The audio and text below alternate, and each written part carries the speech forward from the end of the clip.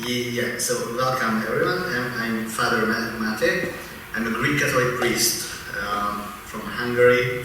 I have a half-year-old son who I'm very proud of because, in our church, priests can have wives and children and families, so I have both of them.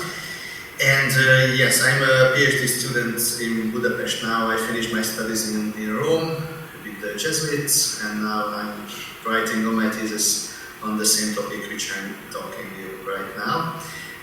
I'm very sorry that I cannot be there present with you because my brother lives in Kraków. He married a Polish girl and with 2 children they live in Kraków, and I was planning to go there. But now we have another conference in Belgrade, Serbia, and I'm here in a hotel, so simultaneously. Yeah. Okay, so I'm talking a lot. Can I present my PPT? Just a second, I'm trying to... Yeah. Can you see it? Yes? Yes, something is showing. Yes, we can see. Okay. So yeah, you already told the title of my speech. So now the Eastern Catholic churches are seen as a treasure for the whole Catholic Church, but it was not the same in the last centuries. Because the acknowledgement of the prestige of the Eastern Catholic churches has faded in the Middle Age and in the following centuries. The most emblematic sign was the encyclical of Benedict XIV, which you can see the first line in the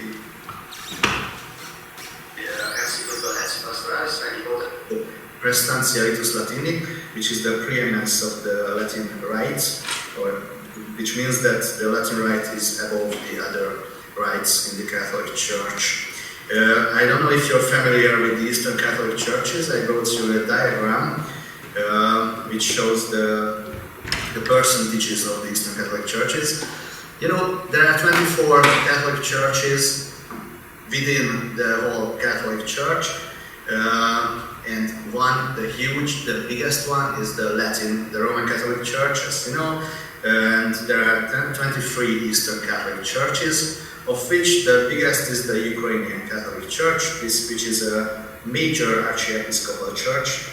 That's what I will talk about later.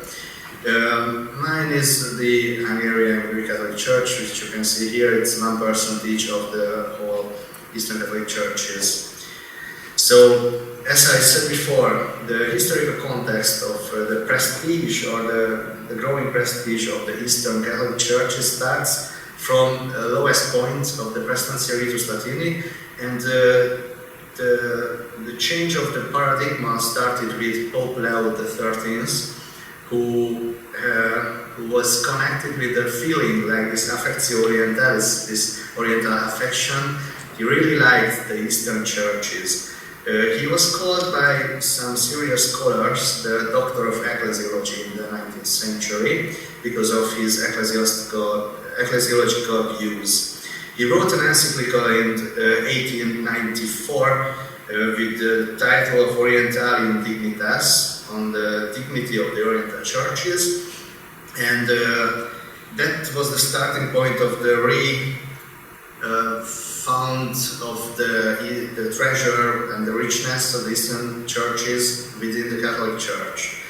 Then Pope Benedict XV, with the motu proprio Dei Providentis, founded the Congregation for the Oriental Churches, and he wrote in this motu proprio that the Church of Jesus Christ is neither Latin nor Greek nor Slav, but Catholic. Accordingly, the Church makes no difference between her children, and Greek, Latin, Slavs, and members of all other nations are equal in the eyes of the Apostolic See. In the same year, he founded, with this motu proprio Orientis Catholici, the unofficial Oriental Institute, where I was a student for 3 years. Then Pope Pius XI, he was called by some scholars the Pope of the East, because of the same affection towards the Orientals. He wrote some encyclicals regarding the Eastern Catholic churches, and he was the one who launched the first Eastern codification, which continued with Pope Pius XII who actually redacted with his supported with his team this Codex Iuris Canonicis Orientalis. It was ready for promulgation, but it was not promulgated, only in parts, in four motu proprios. And of these four, we are interested only in the last one, the Cleris Sanctitatis, because this is the one which concerns norms governing physical and moral persons, like churches sui iuris and metropolits and patriarchs and so on. The Second Vatican Council was a major changing point on the appreciation of the Eastern Catholic Churches. The two most important documents regarding this topic are the Orientalium Ecclesiarium on the Catholic Churches of the Eastern Rite, and the other one was the Unitatis Integratio, which was a decree on the ecumenism. And as we all know, during the Second Vatican Council, the ecclesiology of the Catholic Church has developed a lot. And this changing ecclesiology, which can be found in the Lumen Gentium and in these two decrees, is basically based on the Communio Ecclesiarum. And this new ecclesiology opened the path for the faster hierarchical development of the Eastern Catholic Churches.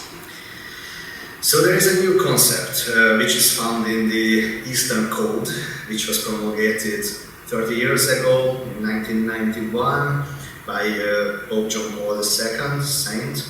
And the Canon 27 of this Eastern Code defines the Church sui iuris, which is a community of the Christian faithful, which is joined together by a hierarchy according to the norm of law, and which is expressly or tacitly recognized as sui iuris by the supreme authority of the Church. This sui iuris status refers to the capacity of the hierarchies, patriarchal, major archiepiscopal, metropolitan, or other. But I will read this one, which I wrote for you, not my other notes. So the term sui iuris was an innovation of the Eastern Code, and it denotes the relative autonomy of the Oriental Catholic Churches. The canonical term, pregnant with many juridical nuances, indicates the God-given mission of the Oriental Catholic Churches to keep up their patrimonial autonomous nature. Actually, autonomous means the same like sui iuris, but sui iuris is Latin, and autonomous is Greek, but it's the same. It means that by his own law. And the autonomy of these churches is relative because it's not absolute. It's relative in the sense that it is under the supreme authority of the Roman Pontiff, the Pope of Rome, the Pope Francis right now. So the Eastern Code categorizes the autonomy of these churches according to the ecclesiastical status of their heads. So there are patriarchal churches, major archiepiscopal churches, metropolitan churches, and there are other churches in sui iuris. The 6 patriarchal churches are basically in the Middle East. So it's the Armenian Church, the Chaldean Church, the Coptic Church, the Maronite Church, the Melkite Greek Catholic Church, and the Syrian Church. My presentation now deals with the churches in Europe, in Central and Eastern Europe. So I will not talk about the patriarchal churches. Only a few words. They are under the governance of the Patriarch and the Synod of Bishops. These churches enjoy the greatest degree of self-governing authority. And the second one, which concerns us, is the major archiepiscopal churches. There are 4 of them. 2 are in India. The Syro-Malabarese and the Syro-Malankaraese churches are in India, but 2 of them are in Europe, Central Eastern Europe, let's say. So the one is the Ukrainian Greek Catholic Church, and the other one is the Romanian Greek Catholic Church. Both are major archiepiscopal churches. This term, this concept, major archiepiscopal church, was an innovation during the Second Vatican Council. The story was that in the Soviet era, Cardinal Joseph Slipi was jailed as a dissident, but in secret he was named a cardinal in 1949. Then he was freed in 1933, and a strong movement started within and after the Second Vatican Council. As you can see, it was 1933. They started to work for the elevation of Cardinal Slipy, the Metropolitan of Lviv, for the Ukrainians. They wanted to elevate him to the status of Patriarch. Many of his admirers used this title for Slipy when referring to him historically, and many in Ukraine use this title for the current major archbishop even today. I heard my friends, my Ukrainian Catholic priest friends, that they refer to their major archbishop, Sviatoslav Shevchuk, as a patriarch. And during the Divine Liturgy, they commemorate him as Patriarch Sviatoslav. However, mostly due to the Russian Orthodox officials, Pope Paul VI specifically declined to grant this title. Instead, he created a new title and appointed Cardinal Slipy the first major archbishop of Lviv. The seat has since been moved to Kiev in 2005. So this was a new title, a new concept, this major archiepiscopal church, because it was very similar to the patriarchal churches. The major archbishop is a metropolitan of a province, and he exercises power over metropolitans. And like the patriarchal church, the major archiepiscopal church includes a synod of bishops that shares with the major archbishop the governance of the major archiepiscopal church. The other one, which was more recently been elevated to the status of major archiepiscopal church, is the Romanian Greek Catholic Church. It's from 2005. It's a major archiepiscopal church. So in the Eastern Code, the canons between 151 and 154 deal with the major archiepiscopal churches. The reason why there are only 4 canons dealing with these churches is because the jurisdiction is roughly equivalent to that of a patriarch in an Eastern Church, which has almost 100 canons on the patriarchal churches. So these major archiepiscopal churches are governed by major archbishops.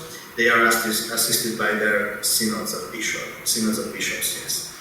These Catholic churches also have almost the same rights and obligations as the patriarchal churches. The major archbishop is the metropolitan of a see, determined or recognized by the Holy See, who presides over an entire sui juris Eastern Church. But he is not distinguished with the patriarchal title.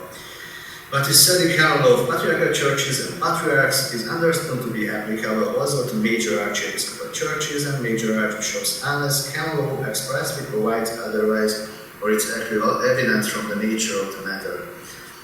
So, like the patriarchs, the major archbishops are also elected by the synod of the sui juris church. So they are not appointed from Rome, from the apostolic see. They are elected by their synod.